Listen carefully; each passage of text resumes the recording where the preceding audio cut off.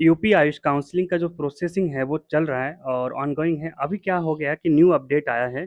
You री upload document link available at registered user login in option. यहाँ पर 2 घंटे का टाइम है, 2.5 घंटा अभी बचा है। आप सभी लोग अभी रजिस्टर्ड यूजर लॉगिन पे जाके क्लिक करो और लॉगिन करके अपना स्टेटस चेक करो, क्योंकि एक प्रोविजनली वेरीफाइड जो भी कैंडिडेट है ना, उनके सामने इस तरह से अब वेरिफिकेशन ऑफिसर रिमार्क लिख के आ रहा है। मतलब ये ऑप्शन आपको मिलने वाला है, ये वाला ऑप्शन आपको मिल रहा है।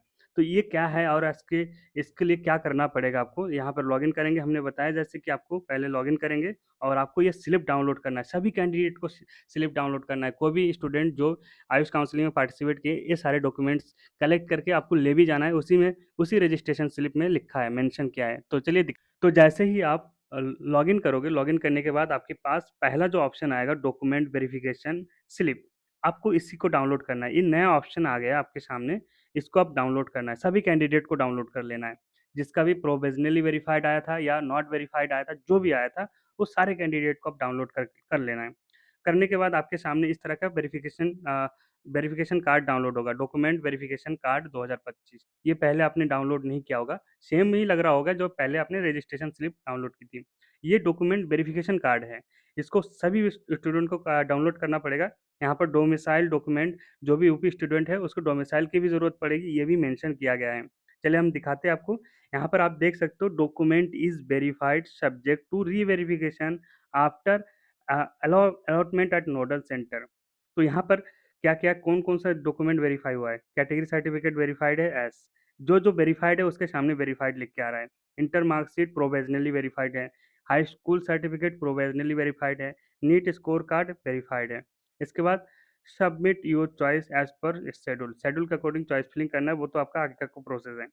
फिलहाल जो डॉक्यूमेंट्स आपको लेके जाने पड़ेंगे वो सारे यहाँ पे मेंशन है, नोट पे मेंशन किया गया है। लेकिन आप यहाँ पे देख लो, यहाँ पे लिखा है कैटेगरी सर्टिफिकेट एज वेरीफाइड है, inter marksheet provisionally verified, high school provisionally verified, NEET score card as verified है, फाइनल रिमार्क ओके है। इसका मतलब कि इनका वेरीफाइड है, फाइनली पूरी तरह से वेरीफाइड है।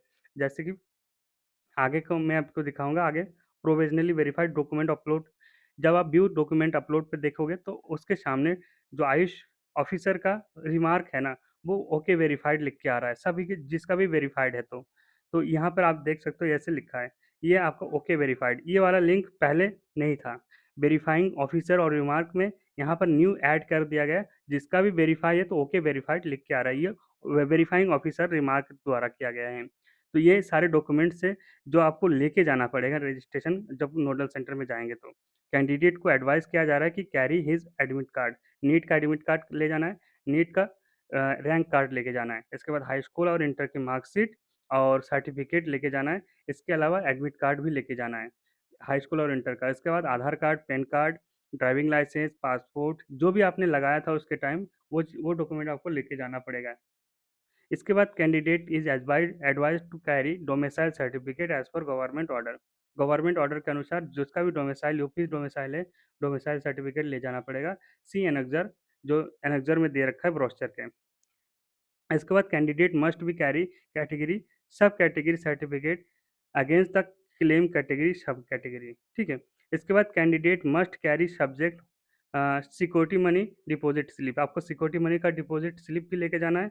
इसके बाद आपको कैंडिडेट मस्ट भी कैरी पासपोर्ट साइज फोटोग्राफ भी लेके जाना है और रजिस्ट्रेशन फीस स्लिप लेके जाना है। उसके बाद ये जो नोडल सेंटर है, आपको ये नोडल सेंटर पे जाना पड़ेगा वेरिफिकेशन के लिए। तो यहाँ पर एक बहुत इंपॉर्टेंट अपडेट जो है, मैंने आपको बताया कि डॉक्यूमेंट वेरिफिकेशन स्लिप भी आपको डाउनलोड करना पड़ेगा। ये डाउनलोड कर लीजिएगा। जिसका भी डॉक्यूमेंट वेरीफाई है ना, उसको ओके वेरीफाइड लिख के आ रहा है। एक कैंडिडेट मुझे भेजा है, उसने अपना स्क्रीनशॉट, उसमें लिखा है कि वेरिफिकेशन ऑफिसर के द्वारा जो रिमार्क किया गया है 10th and 12th certificate subject to physical verification provisionally verified. तो यहाँ पर इसको भी, इसका भी वेरीफाई है, लेकिन यहाँ कंडीशन ये है कि इनको वहाँ पे जाके प्रोविजनली वेरीफाइड दोबारा से करवाना पड़ेगा। यहाँ पर कुल मिला के कंडीशन में कोई इशू नहीं है, हालाँकि इनका सारा डॉक्यूमेंट वेरीफाई है। देखो तो आप वेरीफाइड, आधार कार्ड वेरीफाई है, कैटेगरी सर्टिफिकेट वेरीफाई है, प्रोविज़नली वेरीफाइड है, इंटर हाई स्कूल मार्कशीट, इसके बाद नीट का स्कोर कार्ड। बट यहाँ पे 12th का जो प्रोविज़नली वेरीफाइड है ना, तो यहाँ पर प्रोब्ड वेरीफाई मतलब दोबारा से री-वेरिफिकेशन होने वाला है इसका ऑफ़लाइन में। तो हालाँकि सबका होगा, लेकिन इसका मेनली देखा जाएगा 2-3 बार इन्वेस्टिगेशन होगा, तो उसके बाद ही इनका फाइनल वेरिफिकेशन होने वाला है। तो यही चीज़ें बात ज़्यादा कोई अंतर नहीं है, डरने की कोई बात नहीं है, आपका भी वेरीफाइड है। तो आप लोग चेक करो अपना, जल्दी से चेक करके बताओ, कमेंट करके बताओ आपका कैसा क्या लिख के आ रहा है। ठीक है गाइस, मिलते हैं अगली वीडियो में। इस तरह का अपडेट पाने के लिए हमारे चैनल को जरूर सब्सक्राइब करिए। Okay guys.